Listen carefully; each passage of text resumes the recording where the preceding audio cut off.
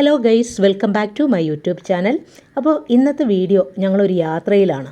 ഈ യാത്ര ഇപ്പോൾ റെയിൽവേ സ്റ്റേഷൻ ലക്ഷ്യം വെച്ചുകൊണ്ടാണ് പോകുന്ന വഴി എന്ന് പറയുന്നത് ഈയിടെ തിരുവനന്തപുരത്ത് ഉദ്ഘാടനം ചെയ്തിട്ടുള്ള പുതിയ സ്മാർട്ട് റോഡിലെ അപ്പം വെള്ളയമ്പലത്ത് നിന്ന് വഴുതക്കാട് വഴി റെയിൽവേ സ്റ്റേഷനിലോട്ടാണ് പോകുന്നത് കേട്ടോ.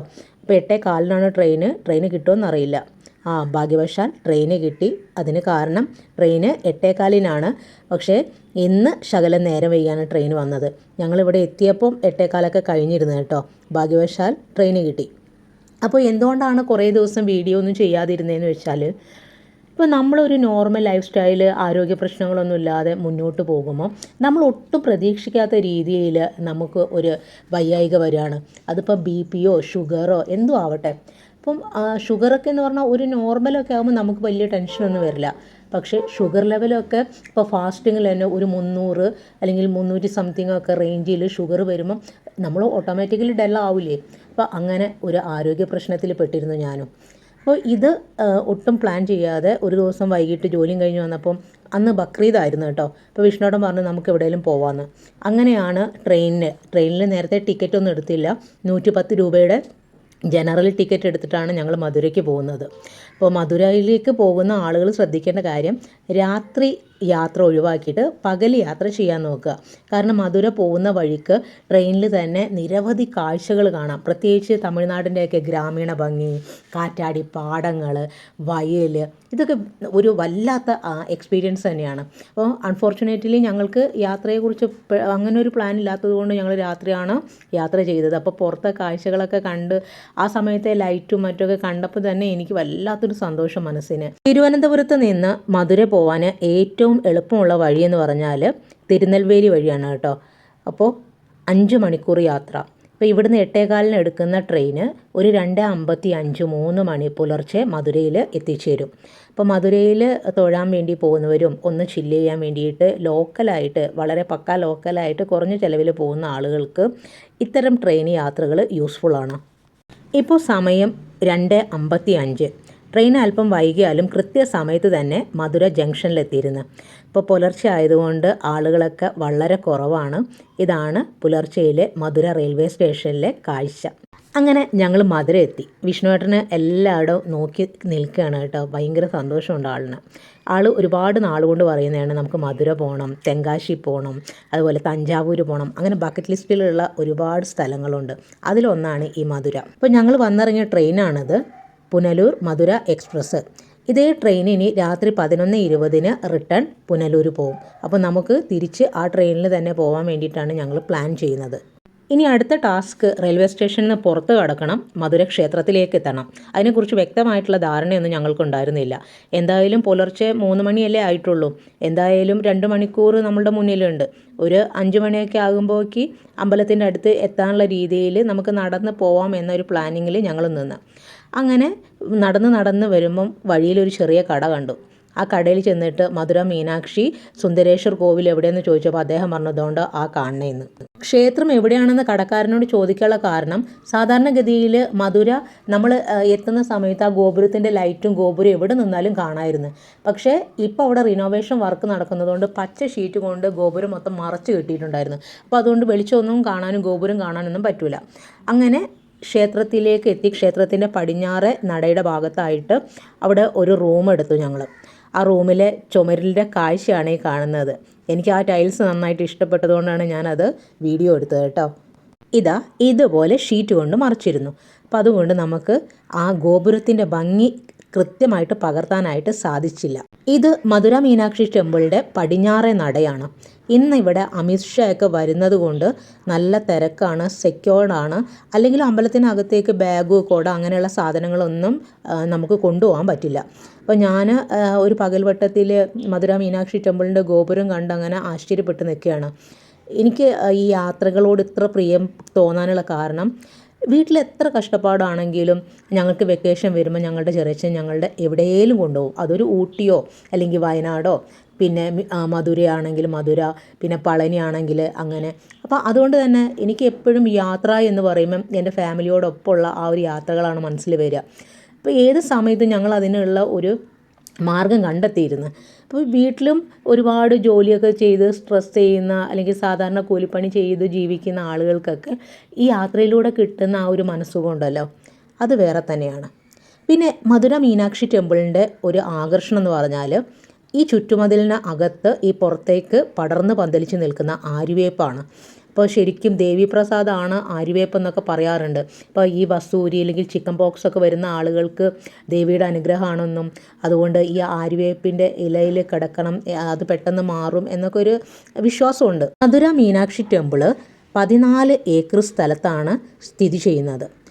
ഈ 14 ഏക്കർ ചുറ്റുമതിലിനും ഇങ്ങനെ ആര്യവേപ്പ് വെച്ച് പിടിപ്പിച്ചിട്ടുണ്ട്.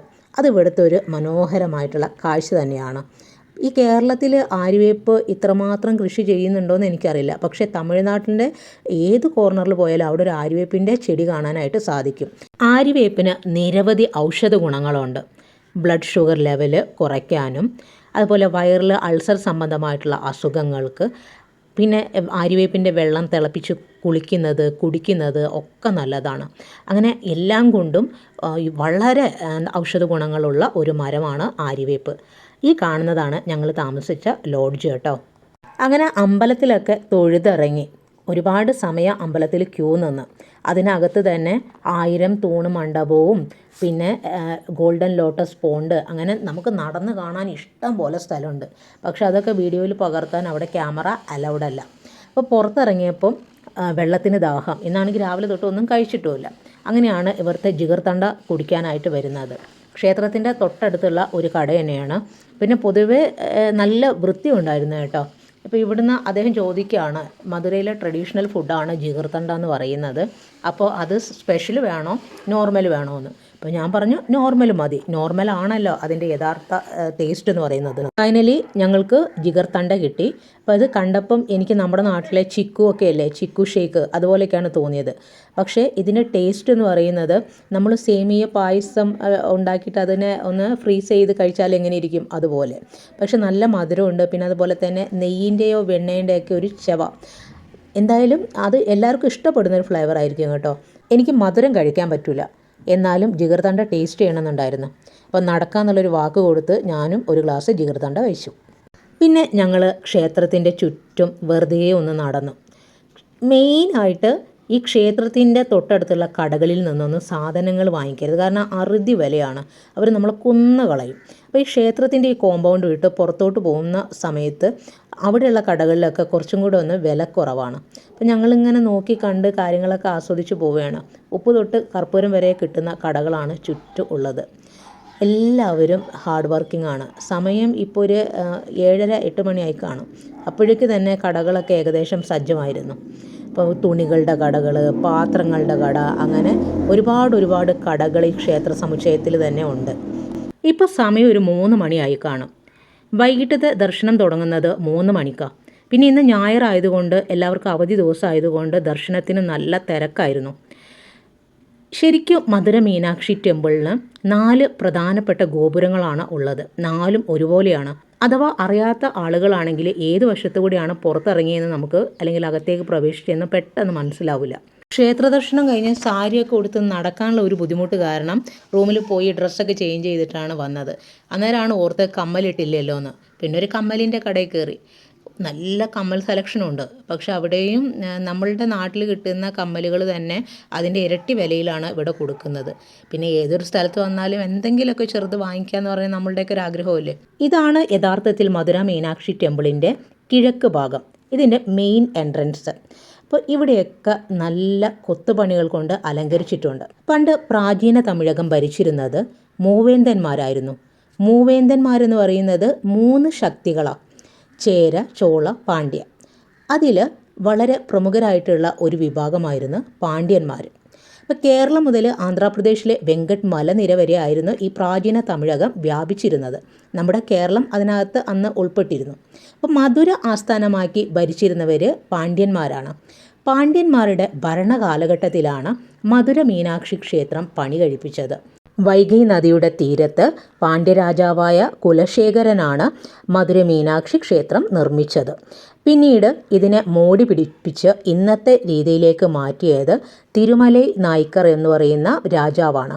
മധുര മീനാക്ഷി ക്ഷേത്രം കൂടാതെ മധുരയിൽ വരുന്നവർക്ക് കാണാവുന്ന മറ്റൊരു കാഴ്ചയാണ് തിരുമലൈ നായ്ക്കർ രാജാവിൻ്റെ കൊട്ടാരം. ദക്ഷിണേന്ത്യയിൽ പ്രചാരത്തിലുണ്ടായിരുന്ന ദ്രാവിഡ നിർമ്മാണ ശൈലിയിലാണ് ക്ഷേത്രം നിർമ്മിച്ചിട്ടുള്ളത്. ക്ഷേത്രം പൂർണ്ണമായും കരിങ്കൽ കൊണ്ടാണ് നിർമ്മിച്ചിരിക്കുന്നത്. ക്ഷേത്രത്തിന് അകത്തും ഒരുപാട് തൂണുകളിലാണ് വിസ്മയം, കൽത്തൂണുകൾ. ആ കൽത്തൂണുകളിലെല്ലാം യാളികളുടെയൊക്കെ ചിത്രങ്ങളാണ് കൊത്തിവെച്ചിരിക്കുന്നത്. മധുര മീനാക്ഷി ക്ഷേത്രത്തിൻ്റെ അകത്തുള്ള ഒരു പ്രത്യേകത എന്ന് പറഞ്ഞാൽ നിരവധി കരിങ്കൽ തൂണുകളും മാത്രമല്ല നീണ്ട ഇടനാഴികയും ഉണ്ട്. അത് ഈ പത്മനാഭസ്വാമി ക്ഷേത്രമൊക്കെ പോലെയാണ് ഉള്ളത്. ഇതാണ് കിഴക്ക് ഗോപുരത്തിൻ്റെ ഫ്രണ്ടിലുള്ള പുതുമണ്ഡപം. വസന്തകാല മണ്ഡപം എന്നും ഇതറിയപ്പെടുന്നുണ്ട്. ഇത് പണി കഴിപ്പിച്ചത് തിരുമലൈ നായ്ക്കർ രാജാവാണ്. അപ്പോൾ ആദ്യമൊക്കെ ഇത് സന്ദർശകർക്ക് തുറന്നു കൊടുത്തിരുന്നു. എന്നാൽ ഇപ്പോൾ അവിടെ റിനോവേഷൻ വർക്ക് നടക്കുന്നത് കൊണ്ട് അടച്ചിട്ടിരിക്കുകയാണ്. ഇവിടുത്തെ ഒരു പ്രത്യേകത എന്ന് പറയുന്നത് ധാരാളം തൂണുകളുണ്ട്. ഈ തൂണുകളിലെല്ലാം ചിത്രങ്ങളും യാളികളുടെ ചിത്രങ്ങളും അതുപോലെ ഓരോ സ്ത്രീയുടെയും പുരുഷൻ്റെയും യോദ്ധാവിൻ്റെയും ഒക്കെ ഇങ്ങനെ ശില്പങ്ങൾ കൊത്തിവെച്ചിട്ടുണ്ട്. കിഴക്കേ ഗോപുരത്തിൻ്റെ അവിടുന്ന് നേരെ ഓപ്പോസിറ്റ് പോകുമ്പം ചെറിയൊരു വഴിയിലൂടെ ചെന്ന് കയറുന്നത് വളരെ വിപുലമായിട്ടുള്ള ഒരു മാർക്കറ്റിലേക്കാണ്. അങ്ങനെ മുന്നോട്ട് നടന്ന് നീങ്ങിയപ്പോഴാണ് തെങ്ങിൻ മണ്ട വിൽക്കാനായിട്ട് വെച്ചിരിക്കുന്നത് കണ്ടത്. അപ്പോൾ ഇത് ഇവിടുത്തെ ഒരു ട്രഡീഷണലാണ്, ധാരാളം ബെനിഫിറ്റ്സ് ഉണ്ടെന്ന് ഇദ്ദേഹം പറയുന്നു. അപ്പോൾ ഞങ്ങൾ അതിൽ നിന്ന് കുറച്ച് വാങ്ങിച്ച് കഴിച്ചു. 50 രൂപയാണ് ഇതിൻ്റെ വില. അപ്പോൾ നിങ്ങളൊന്ന് ആലോചിച്ച് നോക്കിയേ, ജോലി സാധ്യതകൾ ഏതെല്ലാം തരത്തിലാണെന്ന്. അപ്പോൾ ഇത് ഒക്കെ ഞാൻ വിചാരിക്കുകയാണ്, ഇങ്ങനെ ഇത് കൊടുക്കണമെന്നുണ്ടെങ്കിൽ ഓരോ ദിവസം എത്ര തെങ്ങ് വെട്ടണമെന്ന്. എങ്ങനെയുണ്ട് വിഷ്ണുട്ടാ തെങ്ങിൻ്റെ മണ്ട? ഇത് തെങ്ങിൻ്റെ മണ്ട അല്ലേ? ഇവിടുത്തെ സ്ട്രീറ്റ് ഫുഡിൽ ഒരു ഹൈലൈറ്റ് ആണ് തെങ്ങ് മണ്ട. കാണാൻ നല്ല ഭംഗിയുണ്ട്, തിന്നാനും രുചിയുണ്ട്. എവിടുന്ന്, എൻ്റെ നാട്ടിൽ നിന്ന് എവിടുന്ന കഴിച്ചത്?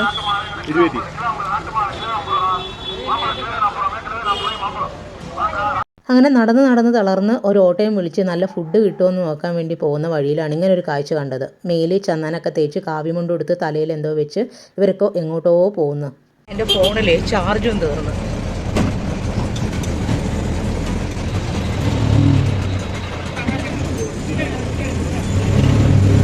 മധുരയിലെ തെരുവിൻ്റെ ഉൾഭാഗങ്ങളാണ് ഈ കാണുന്നത് കേട്ടോ. അമ്പലത്തിൽ നിന്ന് കുറച്ച് വിട്ടായിട്ടാണ്.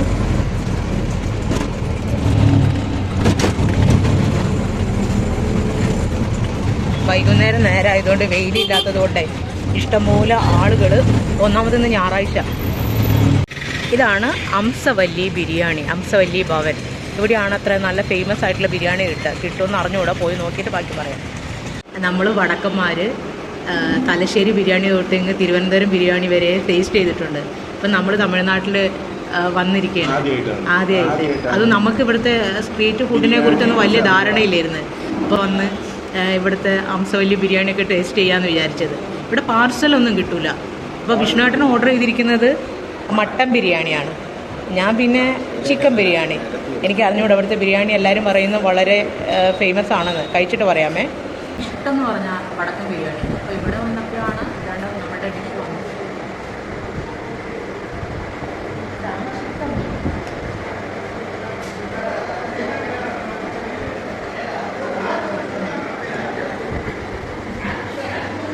മട്ടൻ ബിരിയാണി. ഇതിൻ്റെ കൂടെ സൈഡ് ഡിഷസ് ഒക്കെ ഉണ്ട്. നമുക്കതൊന്നും വേണ്ട, നമുക്കൊന്ന് ടേസ്റ്റ് ചെയ്യാൻ വേണ്ടിയിട്ട് കാണാം.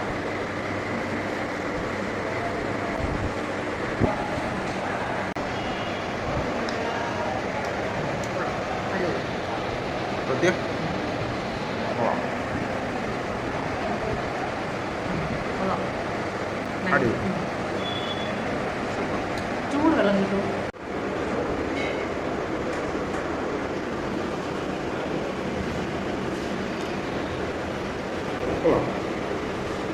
ഇവിടെ ഈ ബിരിയാണിയൊക്കെ തുടങ്ങിയിട്ട് 50 വർഷമൊക്കെ ആയി. 50 ഇയർ. നല്ല റഷായിരിക്കും അല്ലേ രാവിലെ? ആ. അങ്ങനെ ഭക്ഷണമൊക്കെ കഴിച്ച് ഞങ്ങൾ ഓട്ടോയിൽ പോയ വഴി തിരിച്ച് നടന്നു. അങ്ങനെ മാർക്കറ്റ്, നമ്മളുടെ ചാല മാർക്കറ്റ് പോലെ തന്നെയാണ് കേട്ടോ. ഒരുപാട് സാധനങ്ങൾ, ഇവിടുത്തെ ട്രഡീഷണൽ ഐറ്റമൊക്കെ കിട്ടുന്ന മാർക്കറ്റാണ്. പക്ഷേ ഇന്ന് നല്ല തിരക്കൊന്നുമില്ല. കാരണം എന്ന് വെച്ചാൽ അവധി ദിവസം ആയതുകൊണ്ട് മിക്ക കടകളും അടഞ്ഞാണ് കിടന്നത്. അപ്പോൾ വിഷ്ണുവേട്ടനൊരാഗ്രഹം കരിപ്പെട്ടി, അതായത് ശർക്കര വാങ്ങിക്കണമെന്ന്. ജലദോഷമൊക്കെ ഉണ്ടാകുമ്പോൾ ചുക്ക് കാപ്പിക്ക് ഈ കരിപ്പെട്ടി നല്ലതാണ്. അപ്പോൾ ഇവിടെ വന്നപ്പോൾ പലതരത്തിലുള്ള ശർക്കര കണ്ടു. അപ്പോൾ അവർ അതിന് പല പല പേരുകളൊക്കെ പറഞ്ഞു. അപ്പോൾ ഞങ്ങൾക്ക് ആവശ്യമുള്ളത് ഞങ്ങൾ മേടിച്ചു. കിഴക്കേ ഗോപുരത്തിൻ്റെ ആ ഭാഗത്ത് നിന്ന് മുന്നോട്ട് നടന്ന് വരുമ്പം ഇവിടെ ഇങ്ങനത്തെ ഒരു കടയുണ്ട്. പല സാധനങ്ങൾ, അതായത് നമുക്ക് സ്പൈസസ് ഐറ്റം, പിന്നെ ശർക്കര, അതുപോലത്തെ ഒരുപാട് സാധനങ്ങൾ കുറഞ്ഞ വിലയിൽ ഇവിടെ വാങ്ങിക്കാൻ കിട്ടും കേട്ടോ. വരുമ്പം ഇവിടെ കയറിയിട്ട് ആവശ്യമുള്ള സാധനങ്ങൾ വാങ്ങിക്കാം. ജാതിപത്രി, ഏലം, ഡ്രൈ ഫ്രൂട്ട്സ്, അങ്ങനെ ഒരുപാട് ഐറ്റം ഇവിടെ ലഭ്യമാണ്. അധികം പൈസയൊന്നുമില്ല. ഇവിടെ നിന്ന് ക്ലീൻ അല്ല കേട്ടോ. ഇത് വെറ്റില കിട്ടുന്ന കട. ഇതൊക്കെ ഉള്ള് സ്ട്രീറ്റാണ് കിട്ടുന്ന കട.